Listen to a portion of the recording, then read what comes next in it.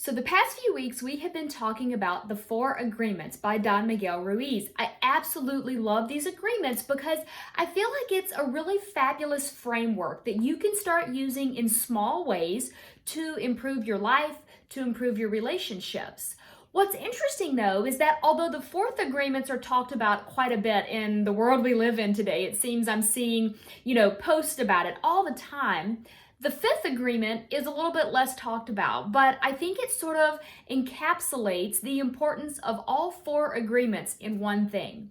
So it's stated from the idea that says, be skeptical, but learn to listen.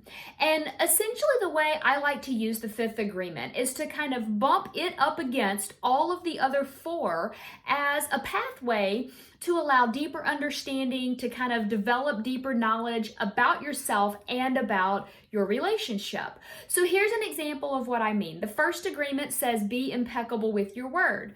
If you bump that up against the fifth agreement, it's a way for you to kind of check in with yourself, kind of an inner check-in that says, okay, what words am I hearing? What words am I saying? Can I be skeptical?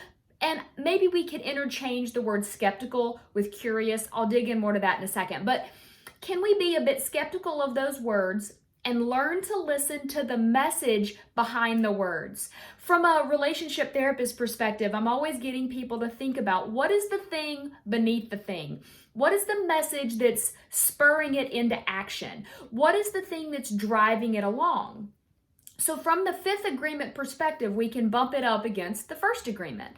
We can also dig in and say, okay, the second agreement is don't take anything personally. That's not always easy to do, but if we use the fifth agreement as a way to say, okay, rather than automatically responding and taking something personally, can I be skeptical about that feeling? Can I be curious about what it is that's making me want to take that personally?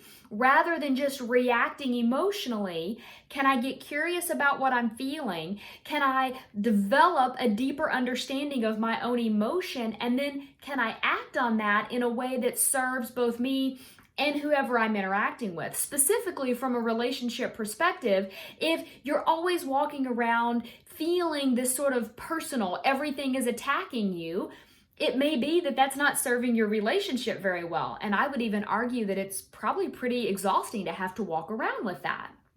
Okay, then moving along, don't make assumptions. I think this one goes so perfectly with the fifth agreement, right? Because this idea of making an assumption already says that we are making a snap judgment about something. We've decided that the way something is an absolute and that there's no other way to look at it. But if we use the fifth agreement as kind of a way to dig into that, to say, okay, wait a minute. What am I assuming? What automatic assumptions am I making? And are those really serving me very well? Is there a way that I can be skeptical of this assumption and learn to listen to what the assumption is teaching me about myself, about my relationship, about my connection with others, whatever it may be? If there's a way to learn how to use this fifth agreement, dig into that third one that says, don't make assumptions. Now, I also want to dig more into this idea of curiosity because I love Brené Brown's work and I feel like this is where there is some overlap, right? When we feel emotionally reactive, when we find ourselves wanting to make assumptions, rather than just giving into that impulse, if we can learn to look at it curiously, figuring out what does it mean? What is the thing beneath the thing? What can we pull up from the depths of who we are to better understand ourselves as well as how we're relating to others? Okay, so then the fourth agreement, the always do your best and also give other people the same benefit of that doubt. I feel like this whole thing of being skeptical and curious but learning to listen plays in with that one too. Rather than assuming the worst about someone, giving them the benefit of the doubt that maybe they aren't trying to upset you, or maybe they aren't trying to be a jerk. Maybe they're having a really bad day and that is their best. Rather than taking things at face value, the fifth agreement basically forces us to look at what are the things that we're taking in from the world around us, and how are we then attaching those things, creating meaning in our own lives, And are those meanings hurting us, helping us, hindering us? What is the sort of collateral damage from all of these things that we're taking in? I understand that when Don Miguel went back to write the Fifth Agreement, at one point he had tried to write it as a standalone book, if I'm understanding it correctly, and it didn't really apply. But as I was reading it, sort of with the four agreements in mind, it really resonated with me on a deep level.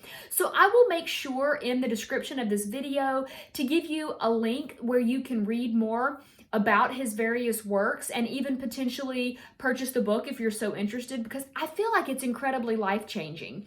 I'll also make sure to put a link to the relationship communication guide, because I feel like I've taken a lot of the elements that work from a relationship perspective and I've turned them into a guide that you can start using to implement into your relationships right away, as a way to make some changes that you might be needing in the ways of courageous conversation, active listening, and learning how to comprehend what it is these other people in your life might be saying to you, specifically your romantic partner.